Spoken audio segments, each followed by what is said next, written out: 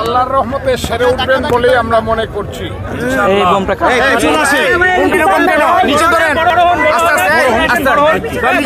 আস্তে আস্তে 18 কোটি মানুষের দোয়ায় আল্লাহর রহমতে ম্যাডাম বেঁচে উঠবেন এবং এই দেশের মানুষের বর্তমান যে পরিস্থিতি এবং পরিবেশ এবং বর্তমান যে অবস্থা, এই অবস্থা থেকে উত্তরণের জন্য আল্লাহ যেন তাকে আরো নেক হায়াত দেয়, এমনকি আমাদের হায়াত থেকে নিয়ে উনাকে যাতে আল্লাহ বাঁচিয়ে রাখে, আমরা এই দোয়াটাই করি। আমি মনে করি উনার মতো জনপ্রিয়, উনার মতো দায়িত্বশীল বর্তমান বাংলাদেশে ভীষণ প্রয়োজন। আল্লাহ যেন তাকে এই মুহূর্তে আমাদের কাছ থেকে নিয়ে না যায়, আমরা সবাই দোয়া করি।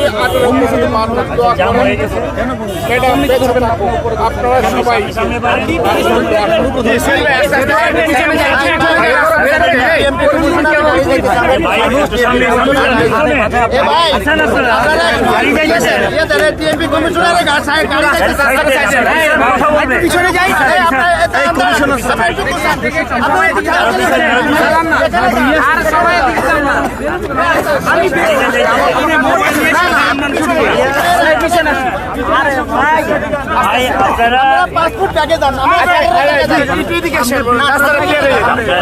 একটু ধৈর্য ধরে আপনারা ধৈর্য ধরে একটু সময় দেন। কথা তো বলছেন, বাট আপনারা না দিলে তো কথা বলা যাবে না। আমরা রিপোর্টার স্পেস দেন। আমি বলতেছি একটু পিছনে যাই, একটু পিছনে যান।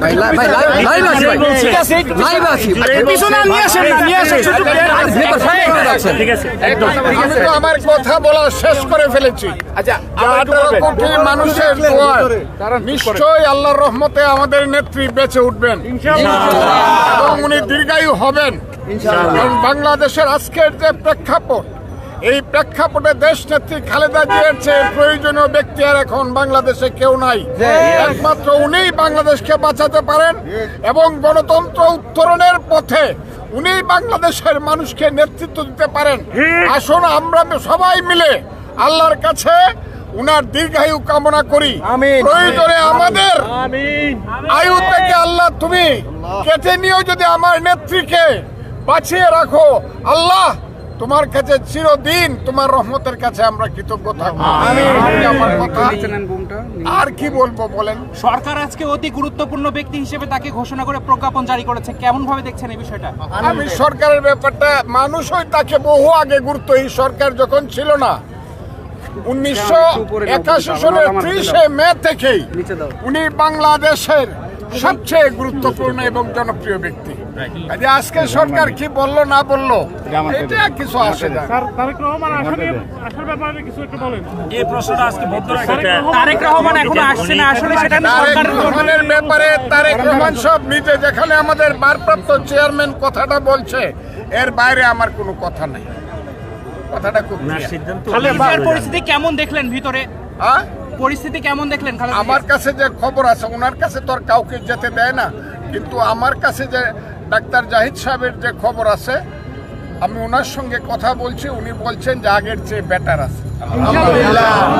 এই কথাটা উনি বলছেন। আমার দলীয় নেতাকর্মীরা ভিড় করছে এই জায়গায়, সেক্ষেত্রে কিছু বলবেন কিনা? দলীয় নেতাকর্মীরা ওখানে যেতে পারছে না, কিন্তু আপনি আবেগ অনুভূতি এটাকে আপনি কিছুতেই, আমরা তো মানুষ, কারণ উনি তো আমাদের মানে জন্মদাত্রী মা না, কিন্তু সারা জাতির উনি মা, আমাদেরও মা। তার প্রতি আমাদের যে আবেগ, সে আবেগটাতে তো আমরা কিছুতেই অবদমিত করে রাখতে পারি না। কাজে যারা আসে তাদেরকে কি করবেন বলেন? আমরা তো জাতি হিসাবে আবেগ প্রবণ জাতি। আরেকটা বিষয়, ট্রাইব্যুনালে আপনাকে উপস্থিত হওয়ার জন্য বলা হয়েছে, সে বিষয়ে কিছু বলবেন? ট্রাইব্যুনালে আপনাকে উপস্থিত হওয়ার জন্য